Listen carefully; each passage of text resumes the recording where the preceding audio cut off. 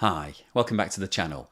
This video is another update on the situation with regards to Russia's invasion of Ukraine. In this series of videos, I'm looking at the financial implications on the global economy of everything that's going on right now. And in today's video, I want to talk about a really interesting development. President Putin of Russia has come out and announced that all future gas payments will have to be made in Russian rubles.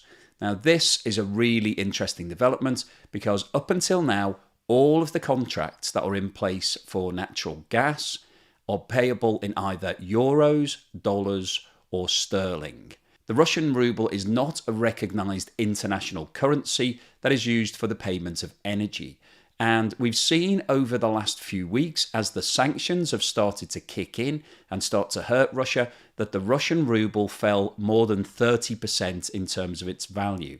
And as a lot of countries and companies come out and announce that they no longer want to do any business with Russia, the value of the ruble is going to diminish. Because currency is just like any other product in the world, it's all about supply and demand. And if there's no demand for a particular product, then the price of that product will fall. And that's exactly what's been happening to the ruble. There's no demand for ruble right now. Nobody needs to buy it because nobody's buying anything from Russia. They don't need rubles to pay for anything. And therefore, the value of the ruble has fallen. Now, President Putin has taken this bold step of changing the payment terms for all of the natural gas to Russian rubles for a number of different reasons. And in this video, I'll run you through exactly what President Putin has said. We'll then look at which countries are buying gas from Russia. And it's predominantly Europe, but there's also some major purchases from Asia that'll be affected by this as well. We'll talk about why President Putin has done this, what benefits there are to Russia, and also what this means in terms of the sanctions that are already in place. I'll then look at the contractual issues because there are long-term contracts in place between Russia and all of the countries that it supplies, so we need to see whether or not this is within the terms of those contracts. We'll then talk about what the options are for all of the countries that are dependent on Russian gas right now. And then finally today I'll wrap up with my summary as to what I think is likely to happen with this situation, how this will unfold, and what impact it will have on both Russia and the global economy. So before we get into all of that, as usual, if I could ask you to give me a thumbs up at some point during this video if you're enjoying the content, and also to subscribe if you haven't done so already. And don't forget that I always include chapters in my videos, so if there's a section you're not that interested in, it's really easy to skip over it. And if you'd like to support the channel, please have a look at the links below where you'll find a direct link to Buy Me a Coffee and Patreon. President Putin has announced that all unfriendly countries must now pay for all natural gas in Russian rubles. He stated in a televised interview that he's decided to switch all payments for natural gas supplies from unfriendly countries into Russian rubles, adding that trust in the dollar and euro had been compromised by the West's seizure of Russian assets. Putin said the government and central bank had 1 week to come up with a solution on moving operations into Russian currency and that Gazprom would be ordered to make corresponding changes to contracts. The market's response to this announcement was twofold, with the ruble jumping to a 3-week high against the dollar, and European wholesale gas prices rose 30%. The official list of unfriendly countries announced by Russia includes the USA, Canada, the whole of the EU, the UK, Ukraine, obviously, Montenegro, Switzerland, Albania, Andorra, Iceland, Liechtenstein, Monaco, Norway, San Marino, North Macedonia, Japan, South Korea, Australia, Micronesia, New Zealand, Singapore, and Taiwan. So which countries will be most affected by the change in this payment profile? So let's have a look at this chart which shows the percentage of natural gas supplied by Russia to major European countries. So as you can see, the Eastern European countries have a very high reliance on Russian gas, and that's predominantly due to the proximity of these countries to Russia and also their historic relationships. If we look at the countries from the EU, you can see that Germany, Italy and Poland have a very high dependence on Russian gas right now. Now these figures relate to 2020, so the actual percentages may move around each year, but we've still got a situation where Germany, Italy and Poland are highly dependent on the supply of natural gas directly from Russia. The majority of this gas is fed directly by Russia's pipelines. Russia has installed infrastructure all across Europe which supplies natural gas directly to all of these countries. And that's really one of the problems that we've got here. Because the infrastructure is so established and the gas is being transported in its natural gaseous form, it makes it more difficult to switch out that supply, because if you're not receiving gas directly by a pipeline, then you'll have to go for liquefied natural gas, where gas is cooled and stored under pressure as a liquid and then transported by ships. Russian gas accounts for around 40% of Europe's total consumption. EU gas imports from Russia over the last 12 months have ranged between €200 million and €800 million per day. So we're talking about payments of up to $880 million per day for this supply. If we look at this table, it shows which countries export the most natural gas. And you can see that Russia is top of the table, followed by the USA, Qatar, Norway and Australia. It's interesting that Germany is also on this list, even though it is importing almost half of its own gas requirements from Russia. And if we look at this graphic, which shows the breakdown of the gas supplies directly to Europe in 2021, you can see that Russia accounted for around about 45%, Norway 24%, Algeria 13%, and then the USA, Qatar had less than 10% each. And it's not just Europe who buys large amounts of gas from Russia. Russia also produces a lot of liquefied natural gas, which it can transport all around the world on tankers. And the four biggest buyers in Asia are Japan, South Korea, China and Taiwan. And three of those countries are on the unfriendly list for Russia. So why does President Putin want everybody to make their payments in rubles? Well, there's two main reasons for this. The first is to preserve the value of the ruble. The ruble fell over 30% against the dollar as soon as Russia invaded Ukraine. The market were anticipating that sanctions would be brought in against Russia. That's what's been done in response to a lot of conflict over the last 25 years. When Russia invaded Crimea in 2014, sanctions were introduced, and sanctions have been introduced against a variety of other countries, including Venezuela and Iran. So the markets knew that there would be a reduced amount of trade with Russia, and therefore there would be reduced demand for the ruble. And simple economics tells you that when demand falls for anything, then the price will follow suit. And that's exactly what happened. We saw a 30% drop. Where we are right now is that the market has leveled out at around about 100 rubles to the dollar. And the reason that it's remained flat is that nobody is really sure what's going to happen. There are news articles every day about the EU considering a ban on Russian oil and whether they would like to stop taking the gas.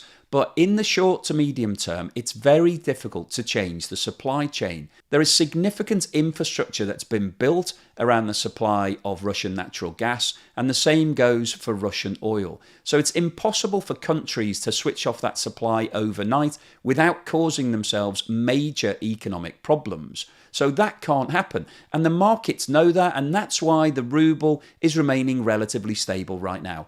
If we had an announcement tomorrow morning that every country in the world was no longer dealing with Russia and refused to buy any of its energy products, then the ruble would fall significantly. There is no question about that. But that's not going to happen, and so the ruble still has some value. And what President Putin is trying to do with his new announcement is to build some more demand for ruble. By stating that all of the contracts for natural gas now have to be paid for in rubles, that's creating demand for ruble, because all of those countries, in theory, will need to go and buy rubles in order to satisfy that contract. And if they start buying rubles, that drives up demand, and therefore the value of the ruble should increase. That's the theory. And as well as increasing the value of the ruble, the other driver that President Putin is trying to effect is to replace the US dollar as the international currency that's used by everybody. At the moment, around 80% of all contracts globally for energy and commodities are settled in US dollars.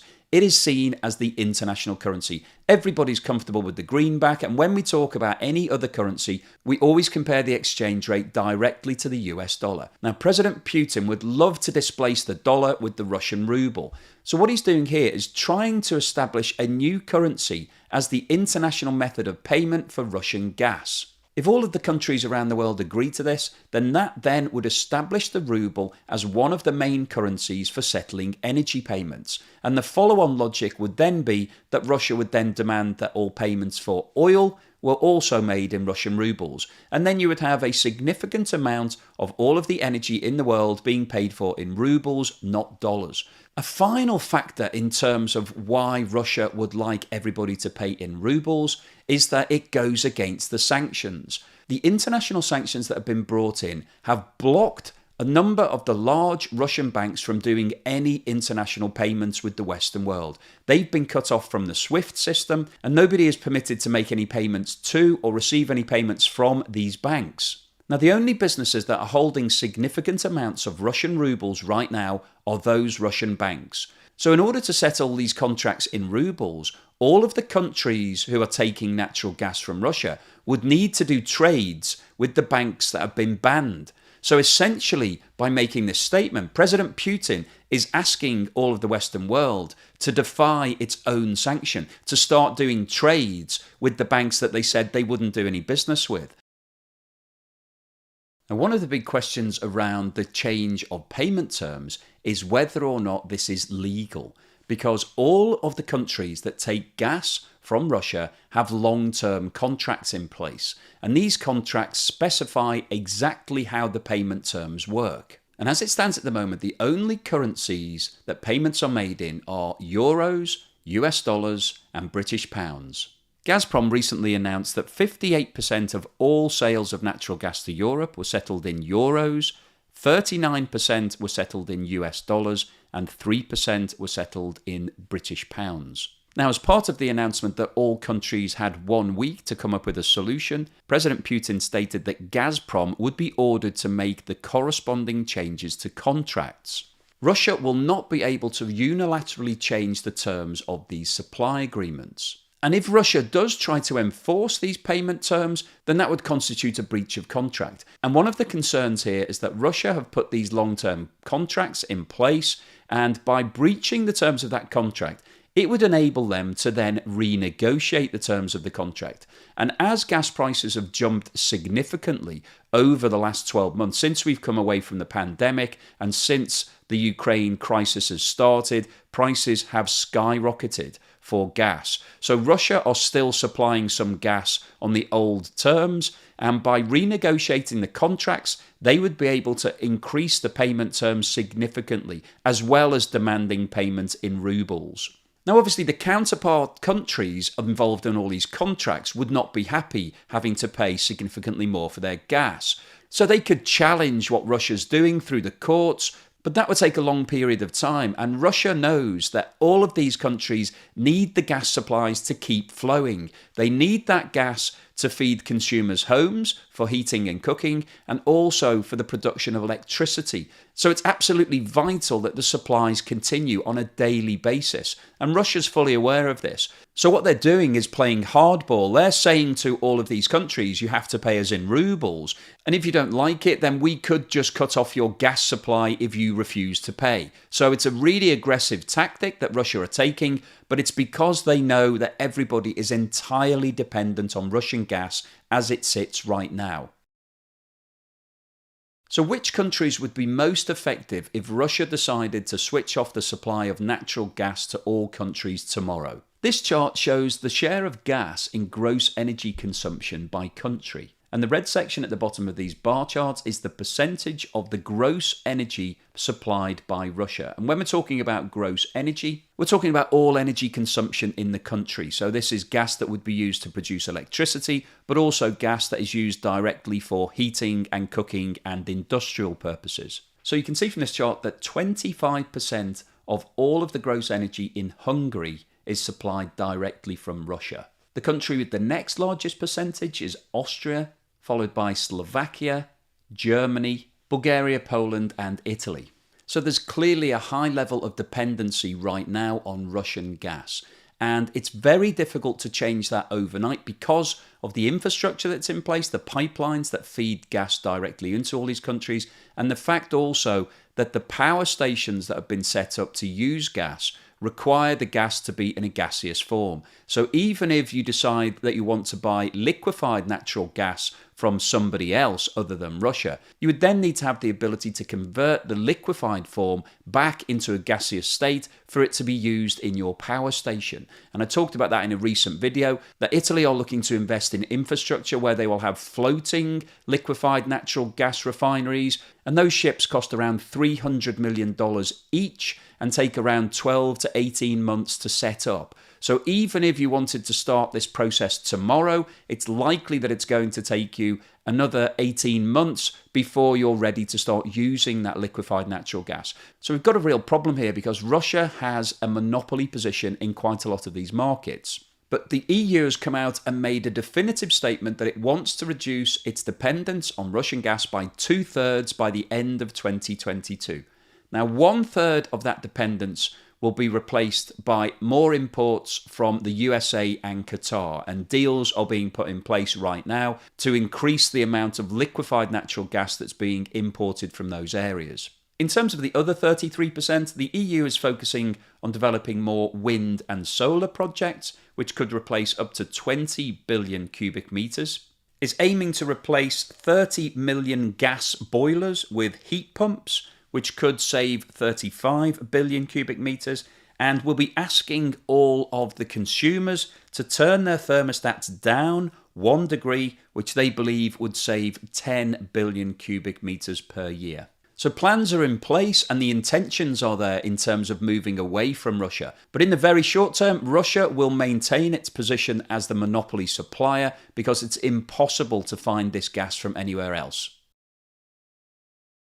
So what's the summary and conclusion today? Well, President Putin has come up with another interesting proposal. He's countering all of the sanctions that have been brought in against Russia. His country is currently facing an unprecedented amount of sanctions, which is starting to cripple the Russian economy. And we've seen the ruble fall 30%, and it's currently marking time. It's just holding its ground while everybody waits to see what's going to happen in the medium to long term. And the medium to long term prospects for Russia do not look good. They are cutting their trading ties with a lot of big buyers of their raw materials. So they're going to have to find new markets, and it's likely that that'll be more expensive for them because the pipelines that they've got in place right now will become redundant at some point in the future if all of these countries stop taking Russian gas.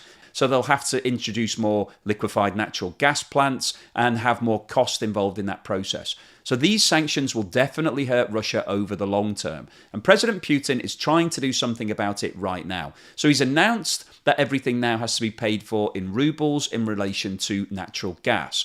Now that is a breach of contract, and there are over 40 contracts currently in place with all of the EU. So we've got to a situation where everybody could call breach of contract, but where does that get you? The countries who are taking the gas need those supplies to keep flowing. They have to have it to keep the electricity moving in all of those areas. And President Putin knows this. He knows that he's in a very strong position right now, and he also knows that the clock is ticking, and at some point in the future, these countries will stop buying from him. So he's looking to maximize his position right now. And initially, he's trying to strengthen the value of the ruble, but he's also trying to establish the ruble as an international currency for use in energy trading and possibly also commodity trading, because Russia have a lot of commodities that the rest of the world uses. So it's quite an aggressive move, but I guess that's where we are right now. Russia's in the middle of a war, and it's applying war tactics to its economics now. So what's the likely outcome here? Well, the answer to that question really depends on whether or not President Putin pushes through and forces all of these countries to make their payments in rubles. The EU has come out aggressively against this announcement and said that they won't pay in rubles, and in fact they don't have any rubles to be able to make those payments. So as it sits right now, the buyers of this gas are stating that they can't pay. So that leaves Russia with two options. Either they agree to take payment in dollars and euros and sterling, which is what they've been receiving historically, and actually would be quite useful to Russia because they've got a lot of bond obligations and they're also doing some trade elsewhere in the world where these currencies will be needed. But if Russia decides that they don't care about the foreign currency issues and they just want to force everybody to use rubles, then they've got two choices. Either they force the international community to do business with the banks that they've just sanctioned in order to give them rubles, or if they call a default and say we haven't been paid in rubles, which is what we need, then they have the Armageddon option of switching off the gas to all of these countries.